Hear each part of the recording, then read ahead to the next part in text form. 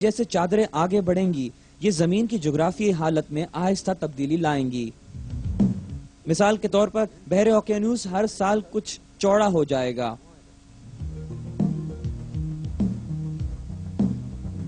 یہاں ایک بہت اہم نقطے جو یہاں بیان کیا گیا ہے کہ اللہ نے پہاڑوں کی حرکت کو اس آیت میں بہاؤ سے مناسبت دی ہے۔ آج جدید سائنس بھی اس حرکت کے لیے بر اعظمی بہاؤ کی ترکیب استعمال کرتی ہے۔ بلا شبہ یہ قرآن کا معجزہ ہے کہ وہ سائنسی حقیقت جو حال ہی میں دریافت ہوئی قرآن پاک میں اعلانیہ کہی جا چکی ہے۔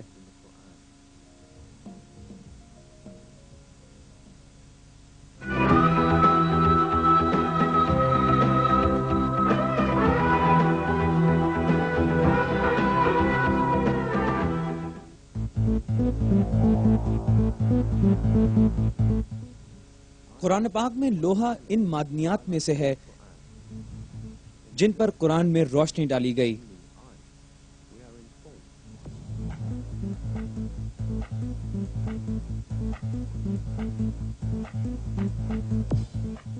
اور ہم نے لوہے کو اتارا جس میں سخت قوت ہے اور لوگوں کے لیے بہت سے فائدے ہیں۔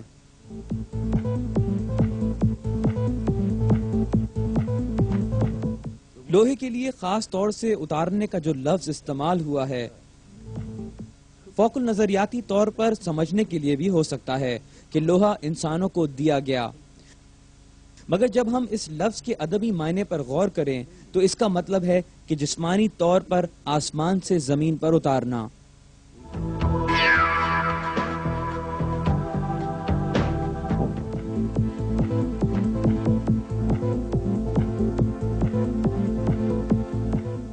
ہمیں اندازہ ہوگا کہ یہ لفظ ایک بہت اہم سائنسی معجزے کی طرف اشارہ ہے۔ اس کی وجہ یہ ہے کہ جدید فلکی سراغوں نے بتایا ہے کہ زمین پر پایا جانے والا دھاتی لوہا بیرونی خلا میں موجود دیو قامت ستاروں سے آیا ہے۔ کائنات میں موجود بھاری دھاتیں ستاروں کے مرکز میں پیدا ہوتی ہیں اور نظام شمسی میں کوئی ایسا طریقہ موجود نہیں کہ لوہے کو خود بنا سکے۔ لوہا صرف ایسے ستاروں میں پیدا ہو سکتا ہے جو سورج سے کہیں بڑے ہوں اور جہاں درجہ حرارت کچھ لاکھ ڈگری سینٹی گریڈ تک پہنچتا ہو۔ جب ستارے میں موجود لوہے کی تعداد ایک حد سے گزر جاتی ہے کہ وہ اسے سنبھال نہیں پاتا،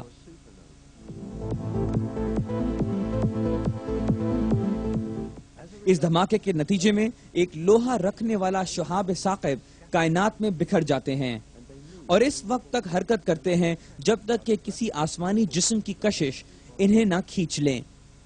یہ سب ظاہر کرتا ہے کہ دھاتی لوہا زمین پر نہیں تشکیل ہوتا بلکہ خلا میں موجود ستاروں کے دھماکے کے نتیجے میں شہاب ثاقب کے ذریعے زمین پر لایا جاتا ہے۔ بالکل اسی طرح جیسے کہ آیت میں بیان کیا گیا، یہ واضح ہے کہ یہ حقیقت 7ویں صدی میں سائنسی طور سے نہیں جانی جا سکی تھی جب قرآن نازل ہوا۔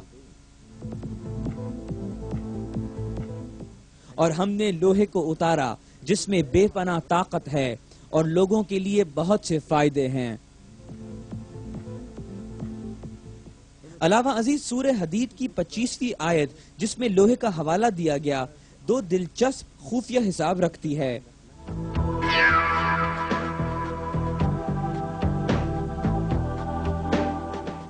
عربی زبان میں یا امجد کے لحاظ سے الحدید کے اعداد بھی 57 ہیں۔ صرف حدید کے اعداد 26 آئرن کا جوہری شمار یعنی کہ ایٹامک نمبر ہے۔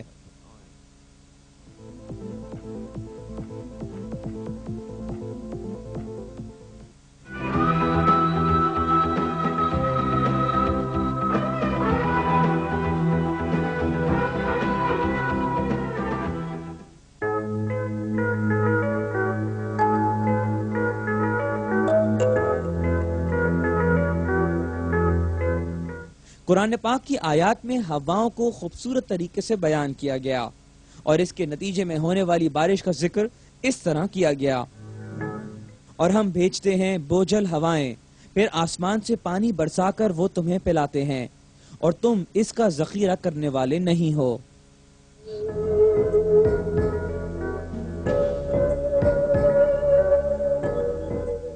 اس آیت میں اس بات کی نشاندہی ہے کہ بارش کی تیاری کا پہلا مرحلہ ہوا ہے۔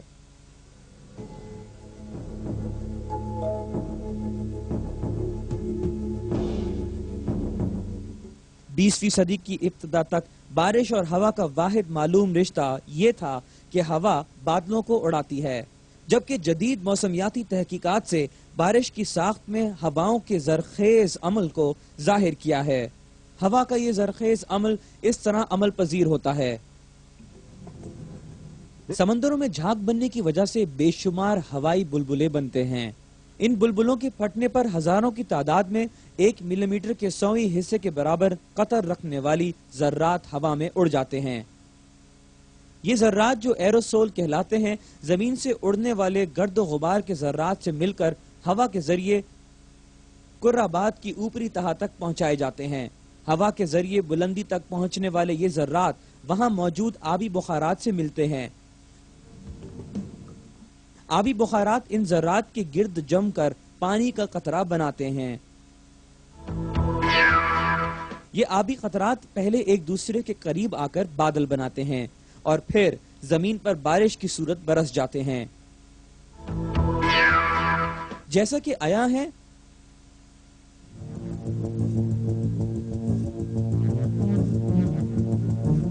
ہوا پانی میں موجود ان آبی بخارات کو زرخیز کرتی ہے جو سمندر سے اٹھاتی ہے اور بالآخر بارانی بادلوں میں تبدیل کر دیتی ہے۔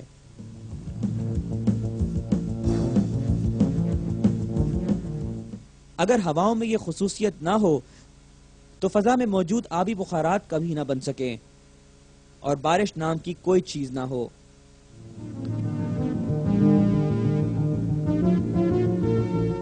یہاں سب سے اہم نکتہ یہ ہے کہ بارش کی تیاری میں ہواؤں کا ناگزیر کردار صدیوں پہلے قرآن پاک کی آیت میں اس وقت بتایا جب لوگ مظاہر قدرت کے بارے میں بہت کم جانتے تھے۔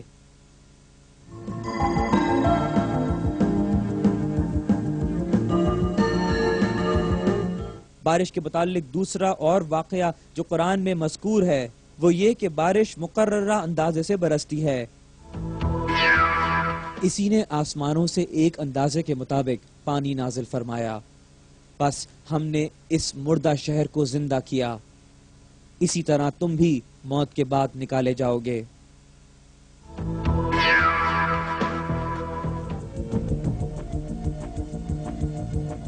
بارش کا یہ اندازہ بھی جدید تحقیقات سے دریافت ہوا۔ اندازہ لگایا گیا ہے کہ ایک لمحے میں تقریباً 6 لاکھ ٹن بخارات زمین سے ہوا میں اڑتے ہیں۔ یہ شمار ایک سال میں سالانہ 513 کھرب ٹن پانی کے برابر ہیں۔ یہ تعداد سال بھر میں ہونے والی بارش کی مقدار کے برابر ہیں۔ اس کا مطلب یہ ہے کہ پانی ایک مقررہ اندازے کے مطابق جھپٹتی گردش میں رہتا ہے۔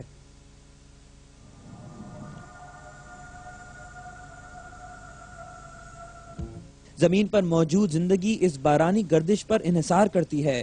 لوگ خواہ کتنی ہی ٹیکنالوجی استعمال کر لیں، اس گردش کو مصنوعی طور سے تخلیق نہیں کر سکتے۔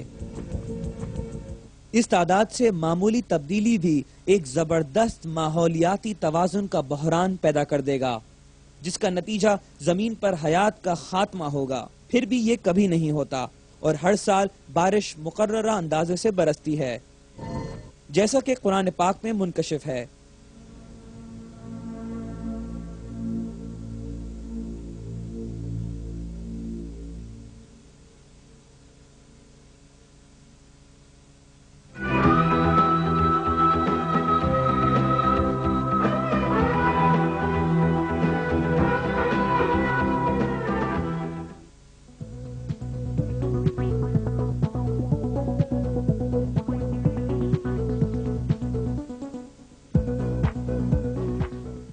سمندروں کی ایک حالیہ دریافت شدہ خصوصیت قرآن پاک کی ایک آیت میں مذکور ہے۔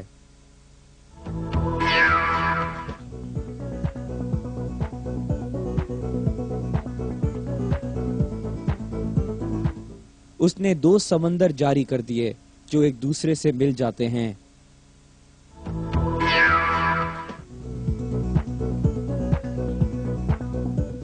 ان دونوں میں ایک آڑ ہے کہ اس سے بڑھ نہیں سکتے۔ سمندروں